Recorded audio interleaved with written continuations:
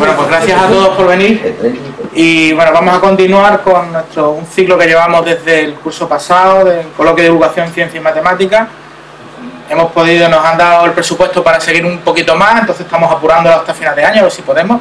Tendremos otra más el miércoles que viene.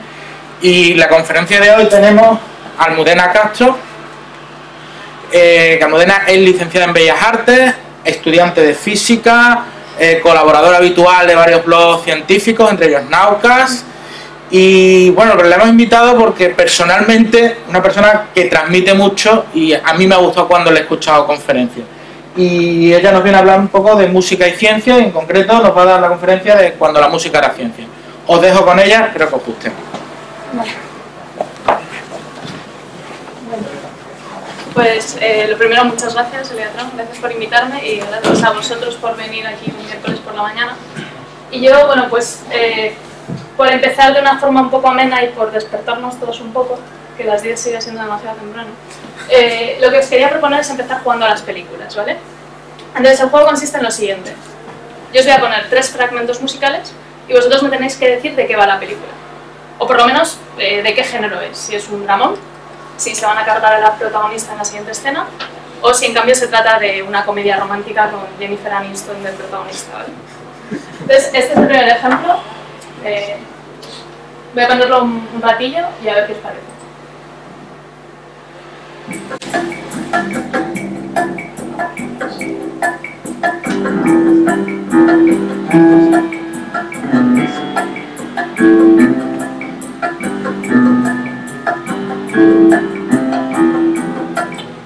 Vale, ¿qué decís que es? Comedia. ¿Alguien piensa que es un drama? Comedia, ¿no? Estamos todos más o menos de acuerdo. Parece que alguien nos va a contar un chiste. Venga, ahora pongo el siguiente ejemplo y a ver si seguís pensando lo mismo.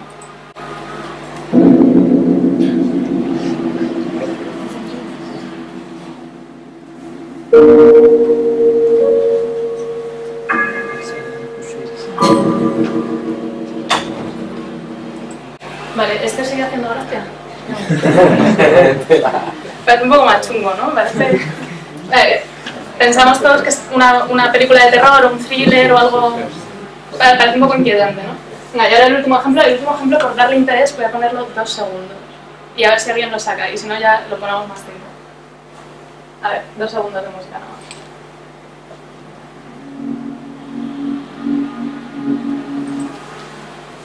¿Quién se atreve? Lo imposible, lo imposible. ¿Imposible? No, lo imposible. No, venga, un género, no sé. ¿Tú qué dices? De aventura. Vale, voy a poner un poquillo más. A ver si se inspira un poquito más. Es que era difícil, es que también esto es un experimento para mí. Quiero ver si basta con esa armonía para inducir una emoción, vaya. Vale, voy a poner un ratillo más.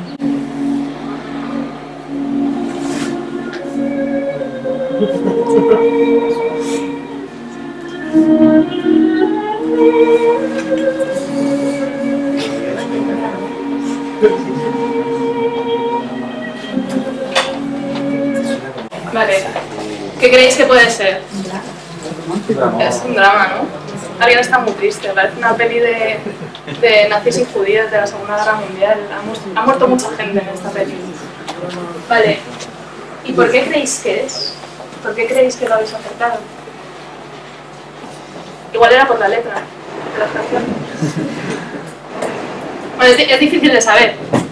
Realmente lo curioso de la música... ¿De qué? De eso va la charla, Vamos a intentar ver cuáles pueden ser las claves. Pero el hecho es que es una cuestión muy difícil, porque al final la música es una creación completamente abstracta, no tiene ningún tipo de narración o de referente de la vida real que nos pueda servir para empatizar con eso y para explicar nuestras propias emociones. Sin embargo, es una de las creaciones que más se utiliza precisamente para provocar emociones. Pues bien, tampoco se sabe muy bien si es una propiedad intrínseca del sonido, que parece que era lo que tú pareces apuntar, ¿no? Una propiedad de grave, no sé qué, o si en cambio se trata de asociaciones culturales que podría ser perfectamente pues, aprendidas desde pequeños. A ti te han enseñado que esto suena así y que esto significa triste. Entonces, para determinar si son propiedades del sonido, en cuyo caso la música sería, como se suele decir, un lenguaje más o menos universal, o si en cambio es una asociación culturalmente aprendida y por tanto arbitraria, lo que se suele hacer son estudios interculturales. Y eso fue lo que hizo un investigador del Max Planck llamado Thomas Fritz. Thomas Fritz lo que quería era enseñarle música occidental a gente que jamás la hubiese oído y intentar ver si identificaban una serie de emociones básicas en esa música. Bien, lo primero que tuvo que hacer fue encontrar a gente que nunca hubiese oído música occidental, y no es moco de pavo. Porque si lo piensas, hoy en día la música occidental está en todas partes, está en la publicidad, está en el cine, está en la televisión. Entonces Thomas Fritz se tuvo que ir al norte de Camerún, a unas montañas, a encontrar una tribu perdida que no tenía luz eléctrica y que por lo tanto que había poca posibilidad de que hubiese sido expuesta a esa música. Cuando Thomas Fritz llegó al norte de Camerún, les propuso el mismo juego que os he propuesto yo aquí. Llegó a la tribu de los Maza y les dijo, vamos a jugar a las películas, ¿no? Llegó a la tribu de los Maza y les puso una serie de ejemplos musicales y les pidió que lo identificasen con estas tres expresiones faciales, que en teoría representan la felicidad, el miedo y, la tristeza y el miedo. Y bueno, y como grupo de control utilizó a una serie de oyentes occidentales que por lo tanto ya conocían esa música. Lo que comprobó Thomas Fritz es que efectivamente los oyentes occidentales, que son las barras azules, identificaban siempre mejor las emociones de esas músicas. Pero lo curioso es que los oyentes de la tribu Maza, aunque lo identificaban peor, siempre lo identificaban mejor que lo esperable simplemente por puro azar, que es la línea de puntos que veis ahí. Bien, a este investigador además le interesaba saber qué aspecto de la música podía estar interviniendo en esa preferencia por una música o por otra, o en esos juicios de los distintos oyentes. Entonces, cogió un parámetro de la música, que es su grado de armoniosidad, su consonancia o su disonancia, y creó ejemplos digitales ligeramente más disonantes, con el espectro acústico más disonante, y les puso esos ejemplos musicales originales y alterados digitalmente, tanto oyentes Maza como oyentes occidentales. Y les puso ejemplos tanto de música occidental como de música de la tribu de los Maza, que os voy a enseñar cómo suena, para que veáis que no es una música muy parecida a la nuestra.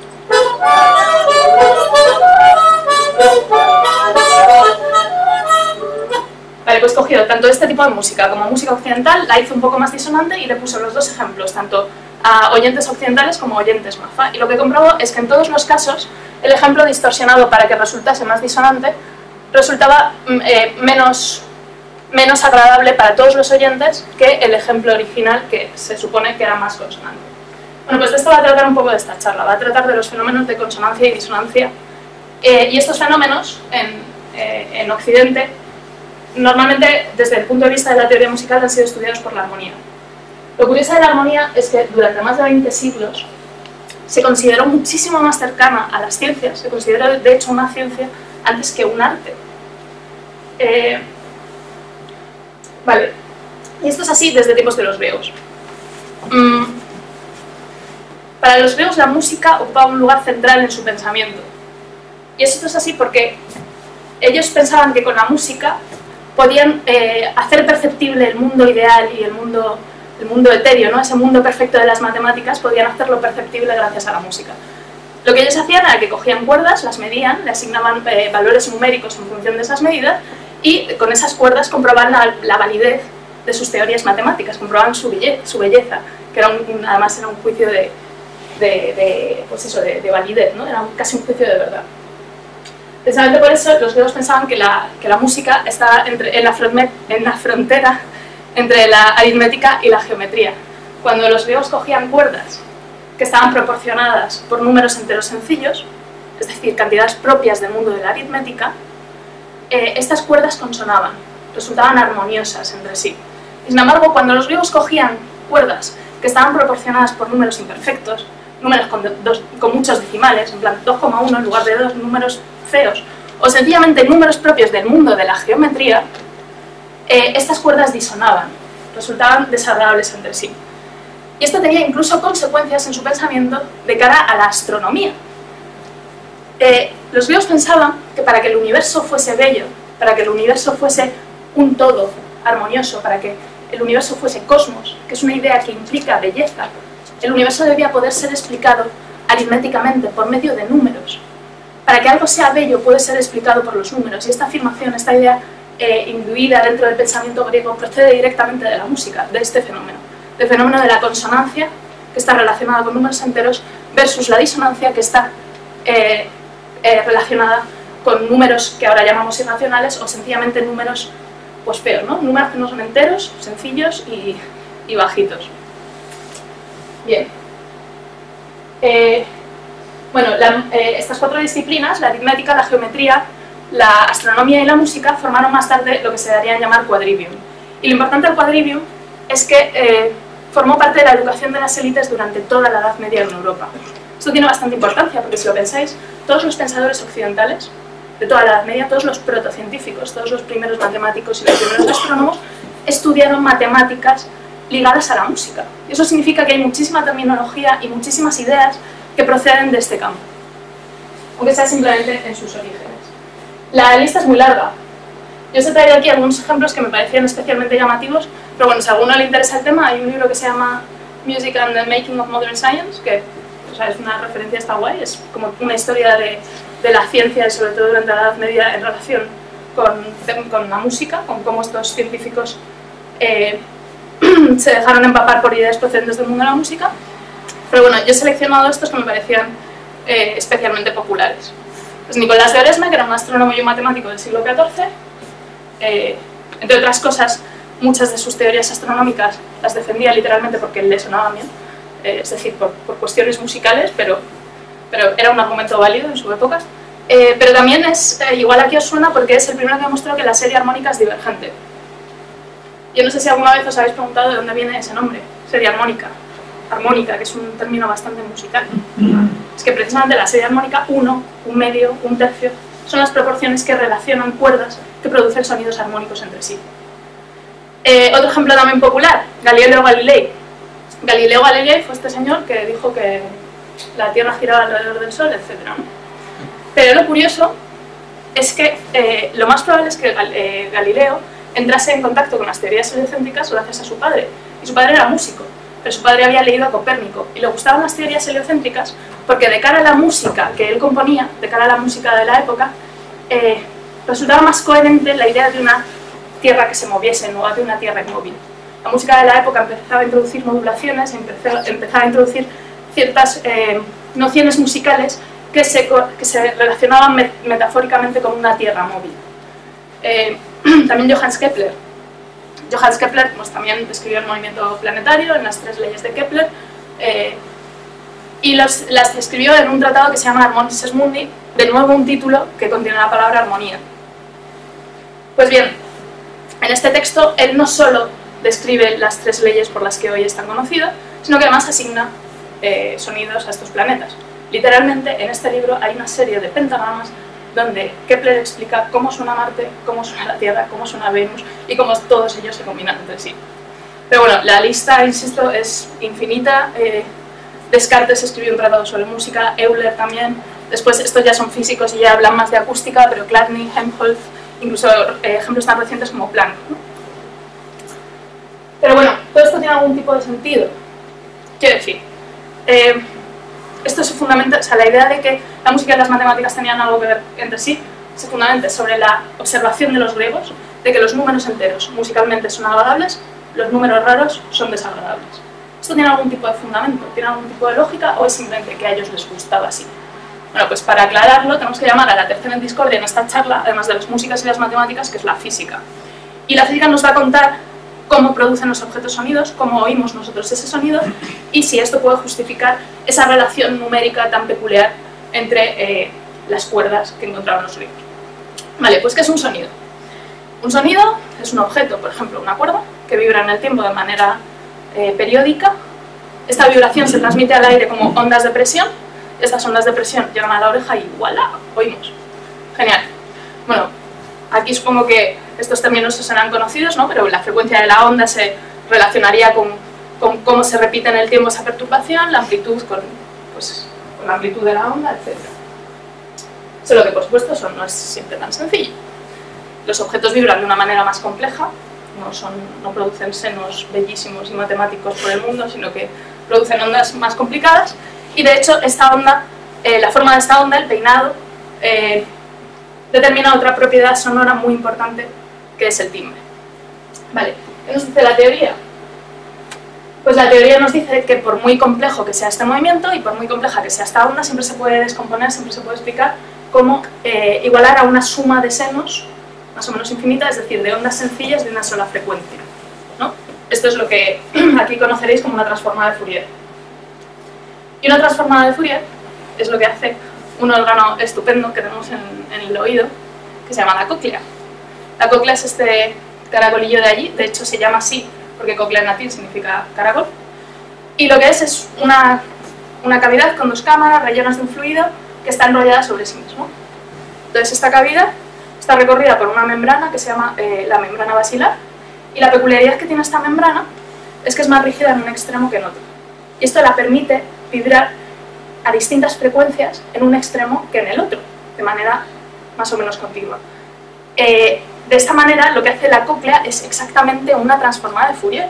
Descompone una señal sonora compleja en sus distintas componentes de frecuencias únicas y además lo hace según la intensidad de estas, ¿no? Vibrará de forma más fuerte en un sitio, lo cual hará que haya una señal nerviosa en ese punto. Vale. Entonces, bien, el sonido está descompuesto en distintas frecuencias, ¿no? Cualquier onda compleja está descompuesta en frecuencias, en sonidos de una frecuencia, en sonos de distintas frecuencias. Entonces, ¿qué es lo que pasa? ¿Tienen alguna relación peculiar estas frecuencias en las que se descompone la compleja? Pues depende del sonido, depende del objeto que haya producido ese sonido. Entonces, si el objeto es una cuerda,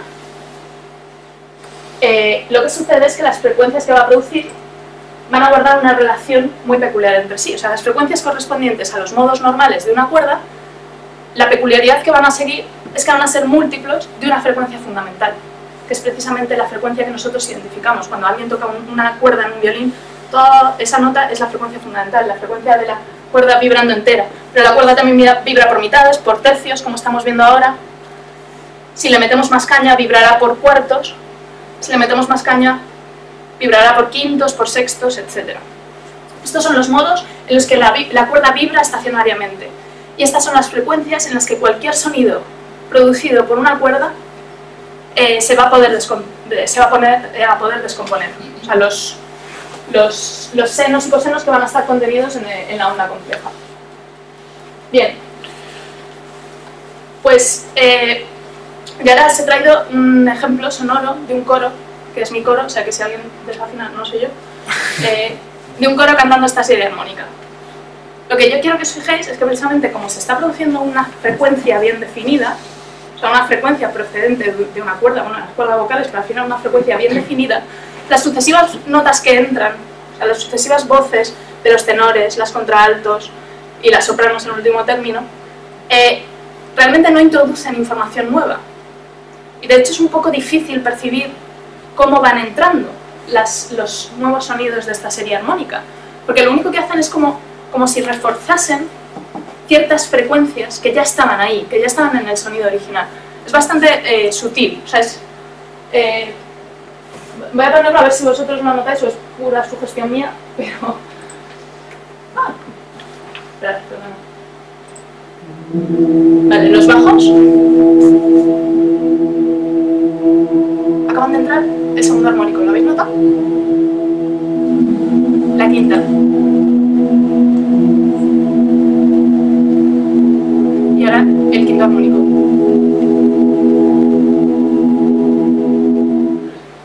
¿Se ha oído? Pero es que es bastante sutil. O sea, no es que introduzcan nada nuevo en el sonido, no introducen nueva información. Es como si simplemente empujasen algunas frecuencias que ya estaban originalmente en el primer sonido. El único que se nota un poco más es la entrada de las sopranos que cantan el quinto armónico, porque precisamente al ser un armónico más alejado de lo fundamental, es uno de los que más cambia el timbre. O sea, si tú al quinto armónico le metes la misma caña que al segundo o al tercero, probablemente eso hace que la onda cambie más de forma, o por lo menos perceptivamente se nota más un cambio en el timbre. Al estar más alejado de la fundamental se nota más. Vale, entonces lo que hemos dicho es que las cosas que tienen una frecuencia bien definida, los sonidos que tienen una frecuencia bien definida, los sonidos procedentes, por ejemplo, de cuerda, la peculiaridad que tienen es que tienen dentro de su propio sonido toda una serie armónica sonando. O sea, su sonido complejo se puede explicar como la suma de una serie armónica. Entonces, si esto es así, si para las frecuencias bien definidas la serie armónica está sistemáticamente sonando a la vez, lo lógico es que nuestro sistema perceptivo, nuestro oído, tenga una forma de compactar toda esa información, de identificarla como un todo. Que esa información, por un lado, no le resulte desagradable, sino que todo lo contrario, sino que resulte coherente entre sí, resulte agradable, que es lo que en música occidental se conoce como consonancia y que hemos mencionado al comienzo de esta charla. Y por otra parte, pues en general, de que no oigas 20 sonidos cuando escuchas una cuerda de un violín, sino que escuches un todo armónico y junto. Y eso es precisamente lo que pasa. De hecho, nuestro oído está tan sintonizado con la serie armónica que si tú digitalmente produces un sonido que contiene todos los elementos de una serie armónica, por ejemplo, una frecuencia de 20 Hz, una de 30 Hz, 40 Hz, 50 Hz, etc.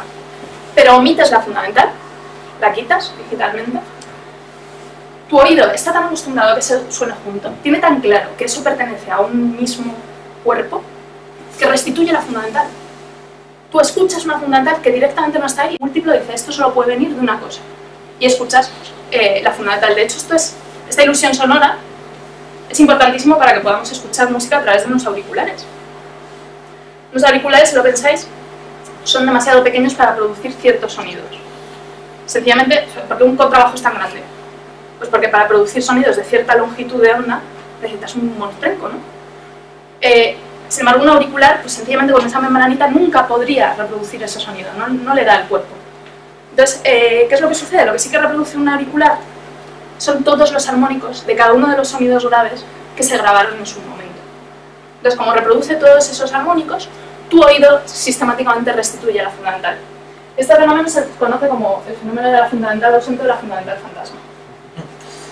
Y es tan ubicua, es tan general, que incluso se ha comprobado que sucede con sistemas auditivos de animales, ¿no? Hay otro investigador, creo que era Peter Janata, pero ahora mismo no me acuerdo,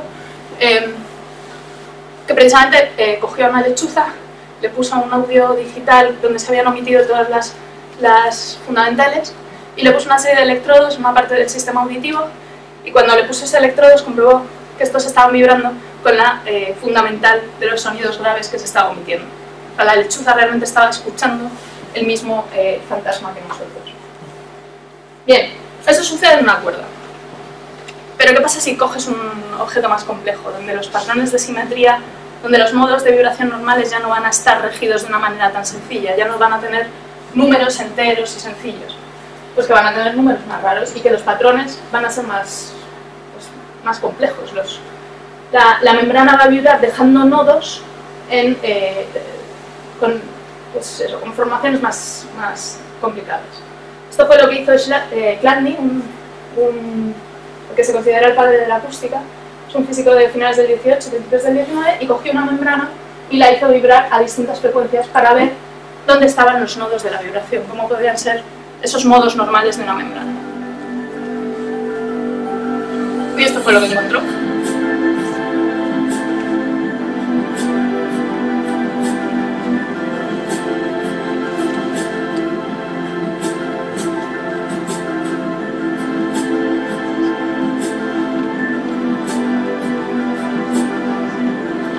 O sea, aquí tenéis la frecuencia que va subiendo poco a poco.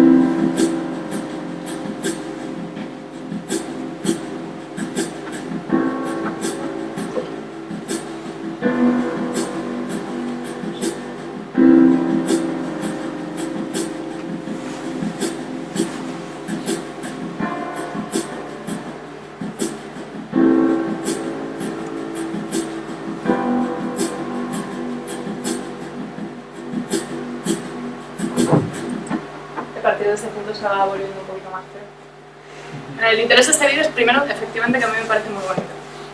Pero bueno, aparte de explicar que el hecho de que los modos normales de una membrana, bien sea cuadrada o circular, ya no tienen...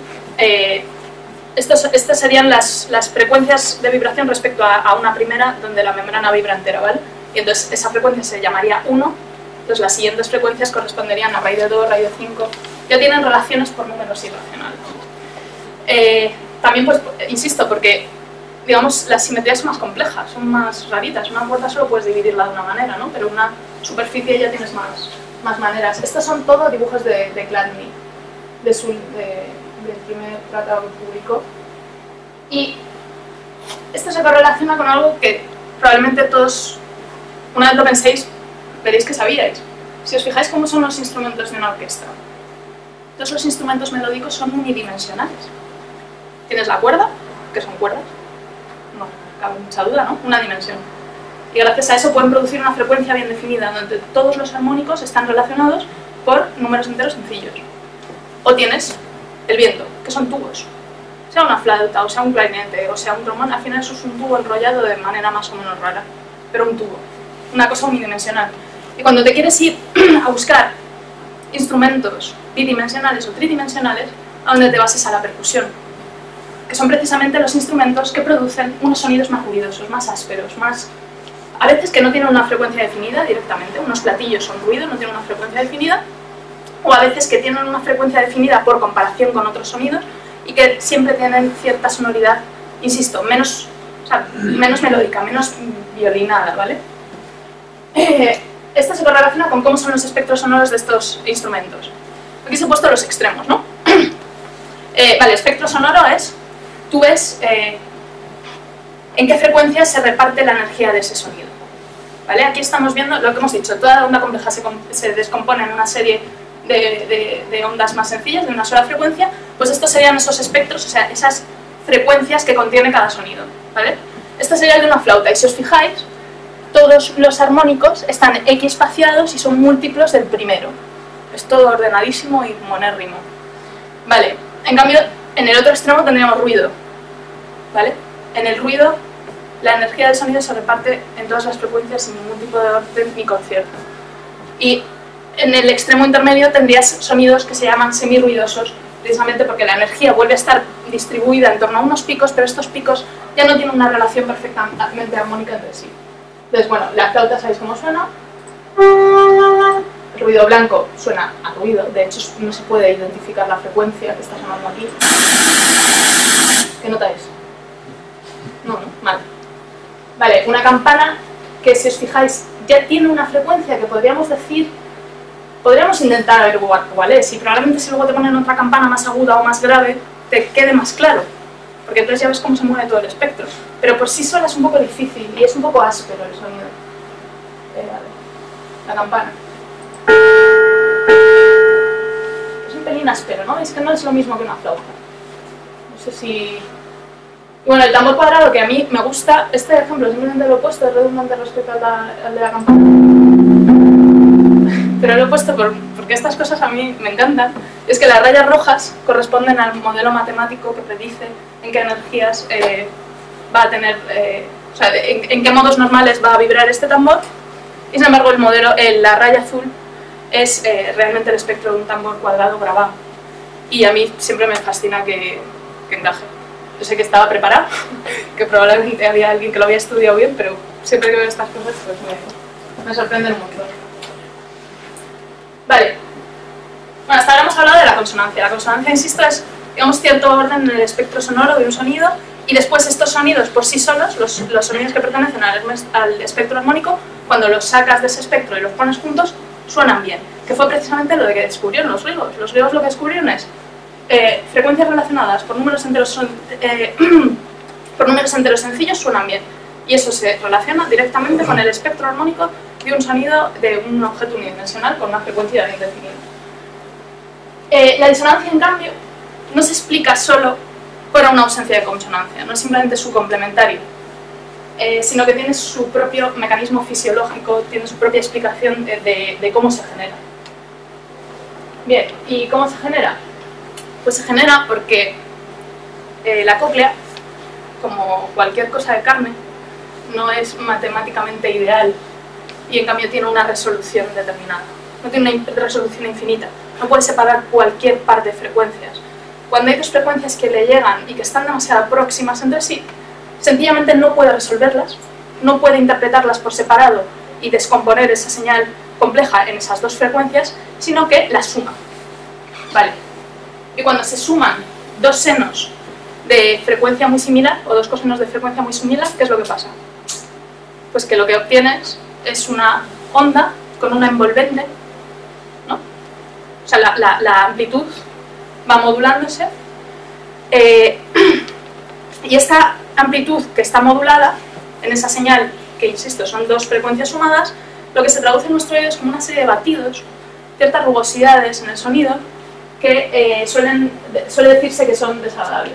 Esta cita de Galilei ya lo describía.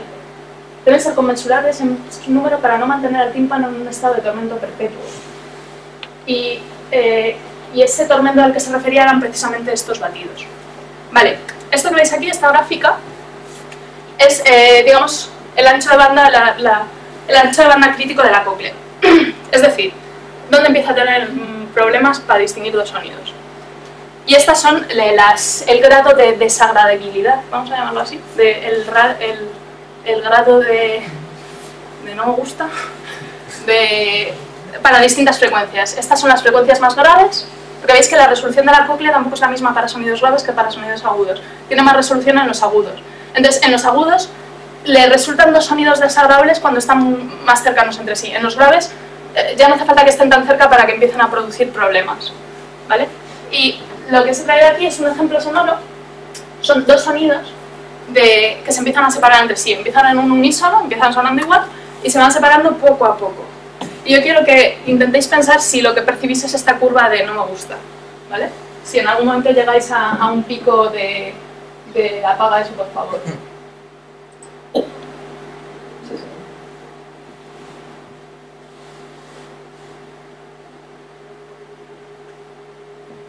No sé, yo no sé.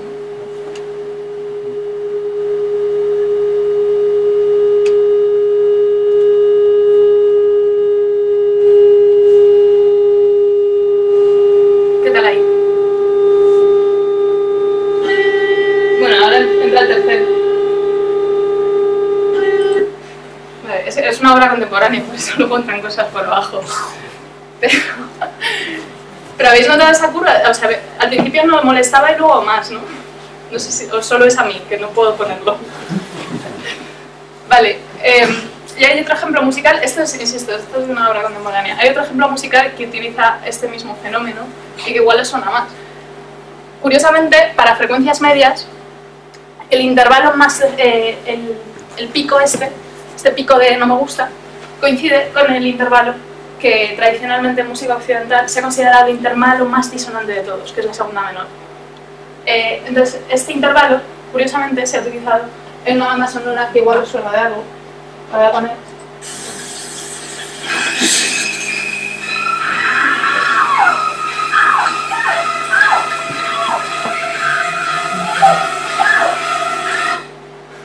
Bueno, aparte de muchos, ¿no? de muchos recursos que utiliza Hitchcock, pues el sonido percusivo, el que te recuerda el cuchillo, o sea, hay muchos recursos ahí, ¿no? Pero otra de las cosas que hace es que les pide a los violines que toquen en segundas menores, que toquen intervalos de segunda menor, que son los que caen aquí. O sea, este uno, los que caen más peor, más mal. ¿Vale? Bien, vale, esto es, pues como os digo, esto en la consonancia y la disonancia en música occidental, claro, esto digamos es ya como el tratamiento físico y tal, que se ha sabido después, pero esto en toda la historia occidental de la música se ha traducido en que algunos intervalos, es decir, algunas combinaciones de sonidos se consideraban bien usadas, consonantes, y algunas se consideraban mal, que deberías evitarlas, a no ser que deliberadamente las utilices para crear tensión, ¿vale? Y esas son las disonancias. Entonces, estos son los espectros sonoros de dos intervalos sonando, de dos notas sonando. Claro, cada nota tiene su propio espectro armónico, ¿vale? O sea, todo lo que hemos explicado hasta ahora era con frecuencias complejas, Bueno, sí, con frecuencias únicas dentro de espectros sonoros, o sea, dentro de ondas complejas, pero si ya sumas ondas complejas, también va a suceder que sus respectivos armónicos choquen de una manera determinada o no. Entonces, esto es lo que sucede con un intervalo consonante. En un intervalo consonante lo que tú tienes es que los espectros, hay notas que son redundantes, hay información que es redundante, hay notas del espectro que coinciden en ambos, con lo cual es como que no añades nueva información, simplemente refuerzas matices tímbricos que ya estaban en el otro sonido, ¿vale? Eso es lo que sucede con la consonancia. ¿Con la disonancia qué pasa? Pues sucede todo lo contrario. No coincide nada, ni siquiera la primera, aunque parezca que están muy cercanos, no coincide ningún punto del espectro, y además todas estos pares de notas recaen dentro de la capacidad de resolución de la cóclea, con lo cual la estresa y con lo cual todo mal, ¿vale? Esta gráfica, en principio solo iba a poner la gráfica, pero después me leí el paper del que venía y me parecía completamente alucinante. En este paper estudiaban un fenómeno que es la musia. La musia es que hay gente que tiene capacidad para disfrutar de la música, para apreciarla, y en general se relaciona también con una incapacidad para distinguir el tono del sonido, ¿vale? Entonces, estudiaban la musia en relación a la capacidad para distinguir sonidos consonantes y sonidos disonantes. Entonces, lo que le pedían, primero tenían el grupo de los individuos sanos, los individuos que les gusta la música, y les pedían que dijesen cómo desagradables les resultaban cierto par de sonidos. Estos son sonidos disonantes, este vuelve a ser un poco disonante, aunque aquí no le hace mucho caso, es el tritono, esto es la séptima mayor, vuelven a ser disonantes. Y si os fijáis, más o menos los individuos sanos, todos están de acuerdo en que estos son más bien desagradables, y estos o bien les dan igual o son agradables, ¿vale? ¿Qué pasa con los individuos que no pueden disfrutar de la música? Pues que curiosamente son aquellos que no saben distinguir la consonancia de la disonancia. La consonancia y la disonancia están en la base del placer por la música, o al menos por la música que solemos escuchar. No solo es que no salga una clara diferencia entre los sonidos disonantes y consonantes, sino que es que además entre individuos a músicos sencillamente les da igual. Esto es un caos. Fijaos en las barras de error de la gráfica, ¿no? Aquí, pues bueno, varía un poco, pero más o menos están de acuerdo, pero aquí es el caos absoluto, ¿no? Sencillamente no tienen ese grado de agradable y desagradable. Bueno, hay otro fenómeno curioso, ¿no? Hemos dicho, pues estos fenómenos de sonidos armónicos versus sonidos que disuenan entre sí, pues sí, efectivamente procede del mundo de la física, pero durante siglos fue estudiado por la música, ¿no? Y lo curioso es cómo afecta esto a la historia de la música. Yo empecé a investigar sobre estos temas cuando estaba en el conservatorio estudiando historia de la música, porque precisamente me llamó muchísimo la atención el paralelismo. O sea, tú puedes narrar la historia de la música a través de los armónicos de un sonido. Tú tienes una cronología perfecta que va del primer armónico al último armónico. Son sonidos que se van afectando sucesivamente en la teoría musical y que coinciden precisamente con aquellos que, aun sin saberlo, son los que físicamente mejor encajaban entre sí. Entonces tú tienes, por ejemplo, la música de Grecia y de la Alta Edad Media, y la de la mayor parte de culturas ancestrales del mundo es monódica. ¿Qué significa monódica? Monódica significa que solo producen a la vez sonidos fundamentales y su segundo armónico. Es decir, un sonido y el doble de ese sonido, ¿vale? Si yo ahora le pido a un varón de la sala, no lo voy a hacer, tranquilo, que salga a cantar conmigo, lo que va a suceder es que aunque intentamos cantar la misma nota, como yo tengo las cuerdas vocales más de chica, siempre voy a producir el doble de frecuencia de la que cante él. Pero la identificación de estos dos sonidos, de un sonido y su doble, es tan fuerte que sencillamente no nos damos cuenta, lo identificamos siempre como el mismo sonido. Si lo pensáis, ¿por qué en una escala tú tienes do, re, mi, fa, sol, la, si, do? ¿Por qué es cíclico? ¿Por qué se repite el patrón? Pues porque cada vez que vuelves a llegar al do, lo que sucede es que se ha doblado la frecuencia. Y siempre identificamos un sonido y el doble de su frecuencia, y por lo tanto el cuádruple, el octuple, el 16avo como el mismo sonido. Vale, estupendo. Sigue avanzando la historia, y probablemente tengan a gente que no cantaba bien ni abajo, ni arriba, ni en la octava de abajo, ya un tío que es que no hay manera que desafine y que cante en medio. Y entonces lo que sucede es que aparece la polifonía. La polifonía es cuando empiezan a aceptarse en música varios sonidos distintos, pero distintos no como estos dos, que ya hemos dicho que es el mismo. Ya hemos dicho que es do y do. sino do y sol, o sea, otra nota que tiene otro nombre. Entonces la primera polifonía aceptada es curiosamente la que se produce entre un sonido fundamental y su tercer armónico, y es esto. Sí, se oye.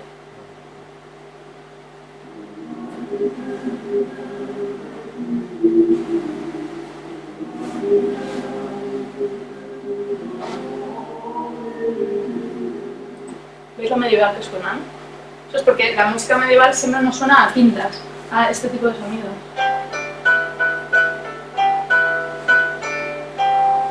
Quintas paralelas. Sonaba tan medieval que después en el Renacimiento lo prohibieron hacer quintas paralelas para que no sonase medieval. Pero bueno, sigue avanzando el tiempo, están hasta las narices de las quintas, pero cuando digo que se acepta su uso, lo que quiero decir es como los sonidos que son casa, ¿vale? O sea, no es que no se utilizasen otras combinaciones de sonido. Y cuando tú llegas a un tempo fuerte, cuando tú... es como que podías descansar la música, eran este tipo de sonoridades. Pero bueno, sigue, insisto, esto era lo que se consideraba consonancia. Insisto, sigue avanzando el tiempo, sigue avanzando la música, llega el siglo XV, ya el Renacimiento, y entran los ingleses se vuelven populares, y resulta que los ingleses, como no estaban tan influidos por la teoría musical griega, aceptan usos más populares. Y lo que hace la música inglesa es introducir como aceptable, como una consonancia válida, como casa aceptable, el quinto armónico, y el quinto armónico es la tercera. Digo que viene mucha de la música popular, porque si pensáis en una jota, si pensáis en una muñeira, en una isla canaria, probablemente esa sonoridad sea de terceras. Os voy a poner un ejemplo de muñeira, ¿vale? Esto suena muy mal, yo toco mejor el piano, lo prometo, pero sería algo así, ¿no?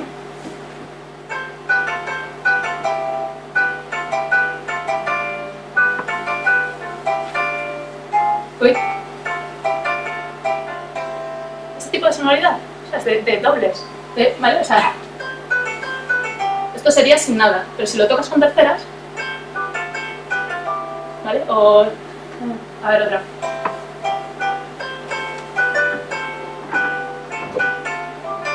¿Vale? Eso viene mucho de la música popular, en todas las jotas que hayáis escuchado en vuestra vida, que a lo mejor no son muchas, pero alguna habréis escuchado, lo que se utilizan son terceras, y eso se introduce en el siglo XV. Y en este momento lo que tienes formada, ya consolidada y perfectamente estructurada, es la música tonal. La música tonal se basa en que con cada nota que tú utilizas, el tercer armónico y el quinto armónico, eso es un acorde. Cuando tú estás con la guitarra y tocas do mayor, sol mayor, o do, fa, sol, do, y simplemente nombras el primer armónico, pero en realidad lo que estás tocando, do, mi, sol, fa, la, do, sol, si, re, es una tríada, y la tríada se forma por una cuestión armónica. Bien, ¿y qué es lo que sucede a partir de ese momento? Pues que las disonancias, que hasta ahora habían sido siempre el malo de la película, es decir, las disonancias, sobre todo a partir de que ya se establece bien la música tonal, etc., se utilizan siempre como aquello que te hace desear la consonancia. Es el antagonista por excelencia. Las disonancias resuelven, ¿no? Sirven para crear interés. Sirven porque si siempre gana el bueno, no vamos a ninguna parte. Entonces, a partir de este momento se va aceptando sucesivamente más, hasta que incluso llega la vanguardia y sencillamente se niega la existencia de cualquier diferencia entre consonancia y disonancia. Entonces te encuentras, pues, cosas.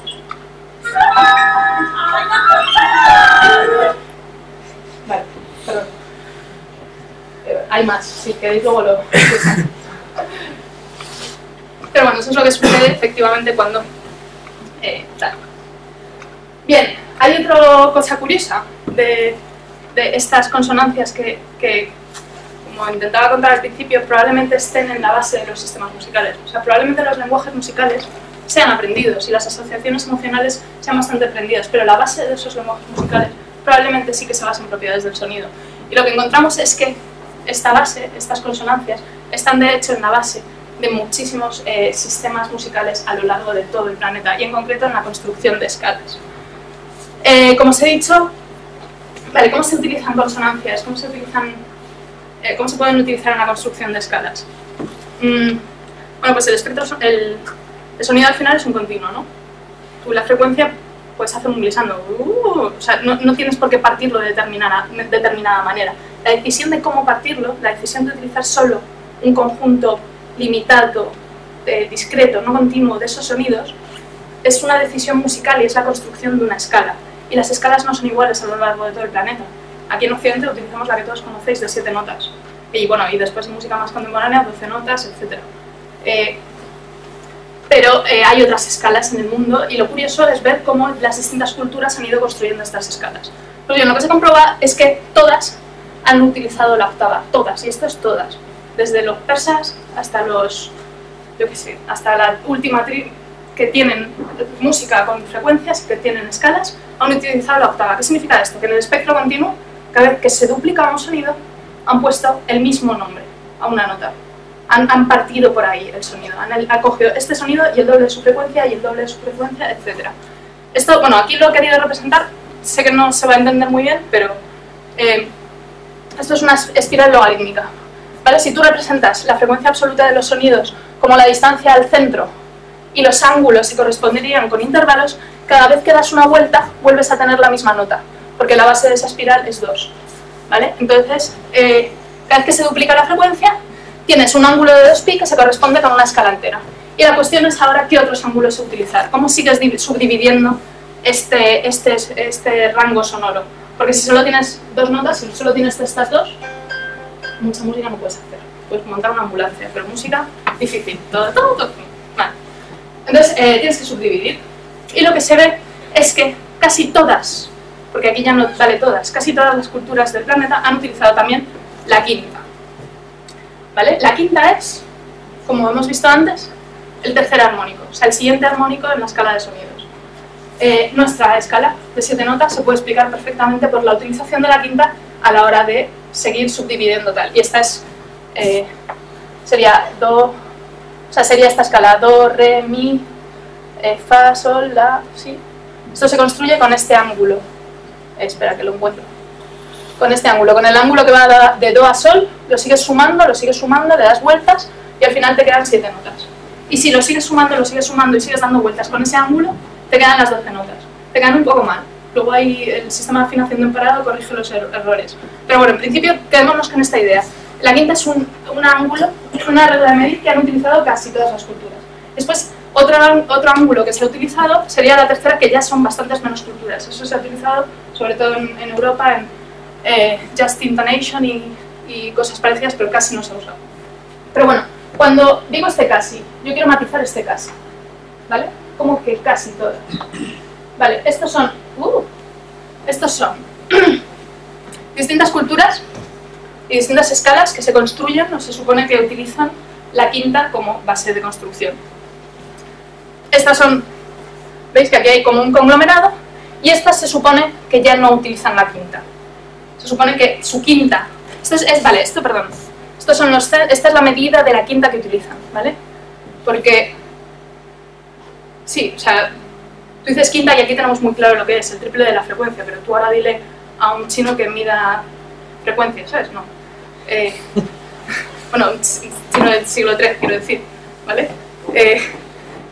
Entonces, la cuestión es qué quintas han utilizado, no se han utilizado la quinta o no, y se considera que estos sistemas ya se considera que no son construidos con quintas, porque se considera que estas quintas ya son demasiado malas, ya se alejan demasiado de la proporción del tercer armónico respecto al primero. Entonces yo quiero poneros las más alejadas, ¿vale? Y quiero que veáis, cuando decimos que no son quintas, a lo que nos referimos.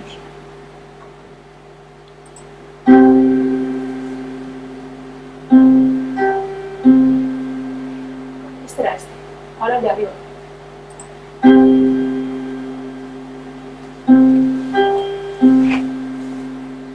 Ahora otra vez el otro.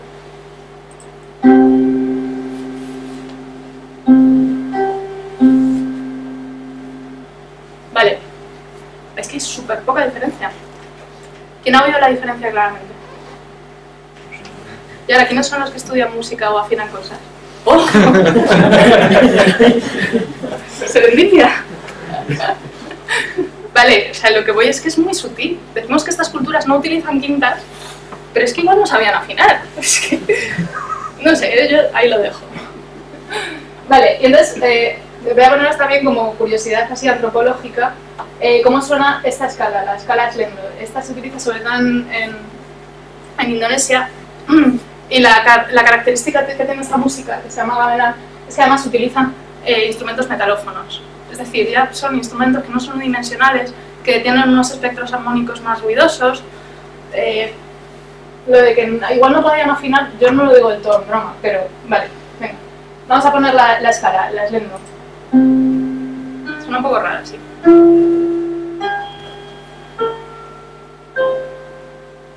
Esto es un poco trampa porque está con MIDI. Si producimos con una cosa un poco más metal, esta es otra escala, pero también indonesia, y no suena. Pues se ha debido romper el audio, pero bueno, da igual. Tengo el ejemplo de cómo suena el gamelan globalmente. Esto es música de gamelan.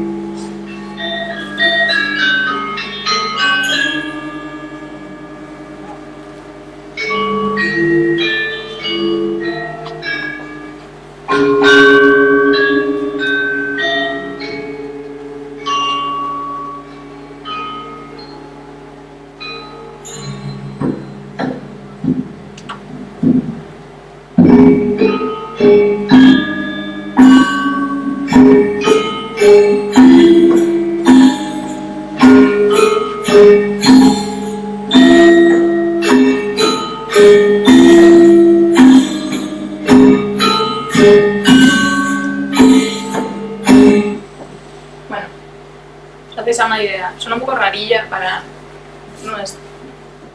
nuestro background musical. Pero bueno, también eso puede que sea la parte aprendida, o bueno, en fin, ya sabes. Esta en cambio es una escala que sí que se construye con quintas y que es prácticamente universal.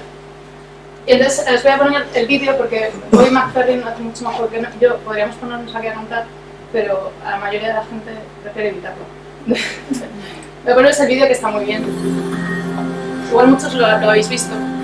Esto es un experimento que hace Bobby McFerrin y lo curioso es que sí, la escala pentatónica es una escala que se utiliza en todas partes del mundo y se construye con quintas, es la peculiaridad que tiene.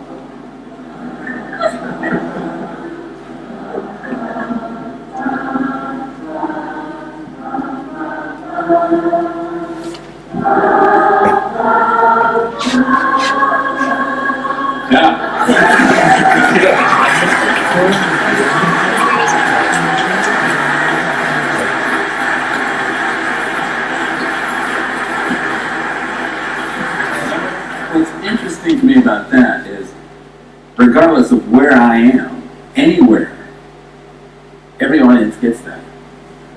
It doesn't matter, you know, it's just, you know, the pentatonic scale for some reason. If you're looking for a job in neuroscience,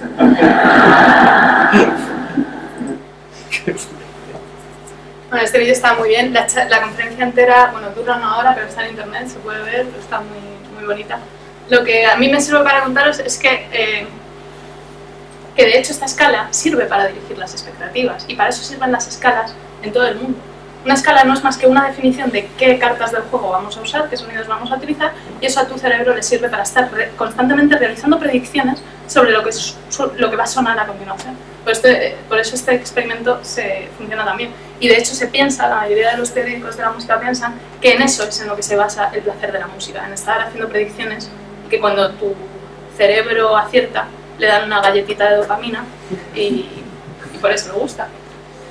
Vale, bueno, simplemente para acabar, porque además creo que llevamos un poco de tiempo. ¿Una hora? Vale, pues entonces para acabar. Bueno, aparte de que las conexiones de la música con la ciencia, y en concreto el ámbito que estudia la música desde un punto de vista científico, es muy amplio. Y yo aquí os he contado fenómenos de consonancia y disonancia, pero hay muchísimas otras claves que pueden y que se estudia, que pueden estar en la base de la conexión emocional de la música. Una de ellas básica es las múltiples conexiones de la música y el lenguaje, que si Tito me vuelve a invitar aquí haré toda una charla de 1 hora sobre ello. Pero bueno, eso, una cosa muy curiosa es que, por ejemplo, como he visto aquí hay varios músicos, sabéis que normalmente en la música occidental el modo mayor se asocia a happy y el modo menor se asocia a tristeza, no sé qué, la banda sonora de la lista de Schindler, modo menor. ¿Vale? Bien, pues ¿qué estudió? Un lingüista indio, lo que estudió fue, en distintos idiomas, en distintas culturas, cogió a la gente y le hizo hablar, y cogió a actores y les hizo hablar, fingiendo tristeza, fingiendo alegría, fingiendo distintas emociones. Y después estudió el espectro sonoro de ese discurso hablado. Y lo que descubrió es que la tercera menor, curiosamente, estaba muchísimas veces en el intonation, en la entonación de gente que quería representar o quería fingir tristeza. Y sin embargo había un intervalo, que a mí casi me hace más gracia, que solía estar en la expresión de enfado, cabreo o me estás tocando las narices. Y esta era el intervalo de segunda menor. ¿Y sabéis dónde está el intervalo de segunda menor? Voy a poner una banda sonora, a ver si os parece un poco de mosqueo. Segunda menor ascendente, además.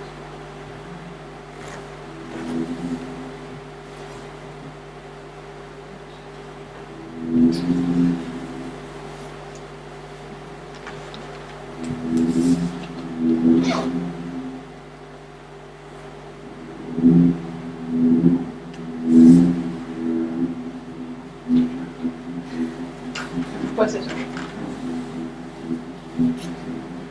Segunda menor. Para algo que, ¿sabes? Qué mal rollo. Dicen que cuando John Williams le llegó y le enseñó la banda sonora, bueno, lo que quería componer a Spielberg, que simplemente tocó 2 notas. Spielberg se quedó como, pero qué broma es esta. Te daba ahí un mes para trabajar y me traes 2 notas. Pues bueno, igual tiene alguna relación o alguna conexión con el idioma que todos hablamos cuando nos enfadamos.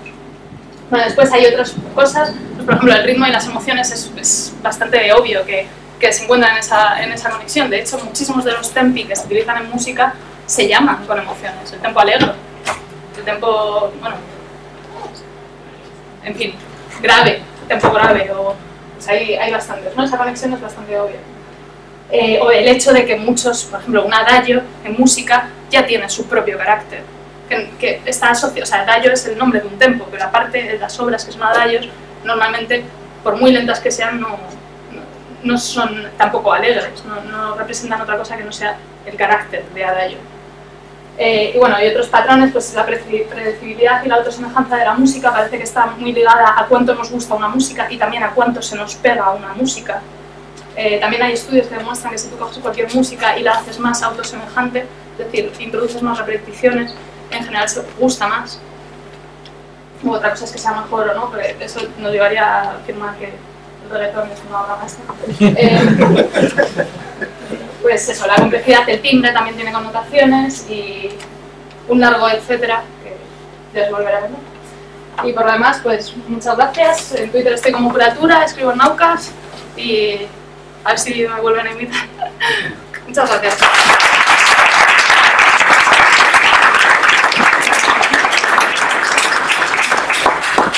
Bueno, pues si tenéis preguntas que hacerle. Sí, yo tengo una. Hablaba antes de cuando eres capaz de hacer una predicción de cómo va a sonar y suena así, tu cerebro como que te premia con dopamina, ¿no?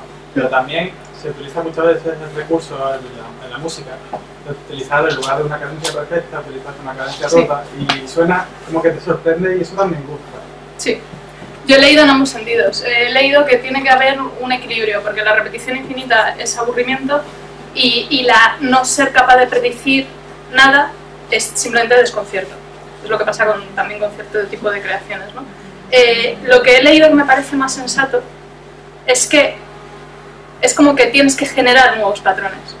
Entonces no vale con estar siempre con el mismo, porque entonces simplemente información redundancia, pero cuando te dan nuevas claves que abren una posibilidad a una variación, o sea, cuando introduces algo nuevo sobre algo que ya existía, entonces hay una mezcla de lo que predices y lo que te permite generar nuevo patrón. En realidad lo que tiene sentido es que se recompense tu capacidad como mono de hacer predicciones, pero de hacer predicciones nuevas, no te vale simplemente, o sea, una repetición de algo que ya sabes no es una predicción. Yo eso es lo más sensato que he leído, pero tampoco está perfectamente claro, creo. ¿Qué son las comas pitagóricas? ¿Por dónde empezamos? Las comas pitagóricas es que tú tienes distintos sistemas de afinación que han ido surgiendo a lo largo de la historia, ¿vale? Sí. Vale. Por ejemplo, si tú construyes un sistema de afinación con quintas, Sí. coges el sonido de un hercio, lo multiplicas por 3 medios, por 3 medios, por 3 medios, por 3 medios, ¿vale? Imagínalo. Sí. El caso es que por mucho que multipliques 1 por 3 medios, nunca jamás vas a obtener una potencia de 2. ¿Esto? ¿Bien? Sí. Vale, entonces, cuando tú construyes escalas por quintas, nunca vuelves a obtener un do, nunca se te cierran los ángulos. Tú utilizas estos ángulos en la escala logarítmica, vas sumando y nunca vas a poder cerrarlo del todo. Entonces, las diferencias que surgen de esos desajustes, porque tú como músico te conviene volver a utilizar el do después de toda la vuelta, Vale. esos desajustes que existen entre una y otra se miden en comas pitagóricas. Surge de ahí, no sé exactamente qué medida tiene, pero surge de ese contexto. ¿Más preguntas? ¿No? Yo creo que lo podemos agradecer otra vez. Yo creo que sí, quizá lo invitemos otro día. Venga.